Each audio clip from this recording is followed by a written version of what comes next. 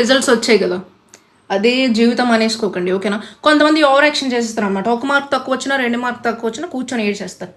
వాళ్ళు ప్లీజ్ సైడ్కి వెళ్ళిపోండమ్మా. ఎవరికైతే కొంచెం తక్కువ వచ్చి ఉంటాయో వాళ్ళు చాలా బాధపడతారు. లైక్ సూసైడ్ చేసేసుకోవడం, మేడ మీద నుంచి దూకేయడం, గ్యాస్ లీక్ చేసేసుకొని చచ్చిపోవడం. ఎందుకు అవి దేనికి పనికొస్తాయి? ఇంటర్ మార్క్స్ దేనికి పనికిరావు నీకు ఫ్యూచర్లో, చెప్తున్నా నేను, రాసి పెట్టుకో. నిజంగా పనికిరావు. నీకు 600 ఉంటే చాలు బీటెక్లో ఎలిజిబిలిటీకి, ఏ జాబ్కైనా, కంపెనీకి. ఓ సైక్ అయిపోకు, ఓకేనా?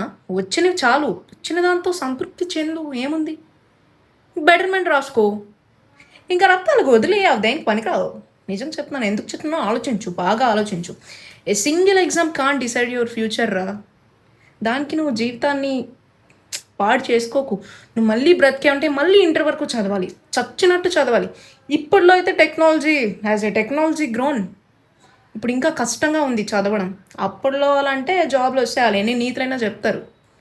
సో ఈ రోజుల్లో కష్టం. సో చచ్చిపోకు, దానికోసమైనా చావుకు. హ్యాపీగా ఉండు, వచ్చిన దాంతోనే వెళ్ళి పార్టీ చేసుకో, దానికి ఏముంది. ఈసారి కాకపోతే నెక్స్ట్ టైం, అంతే. వదిలే, ఫుల్ చిల్ అవ్వురా, చిల్ అవ్వు. Life is very short. ఎప్పుడు పోతామో తెలియదు.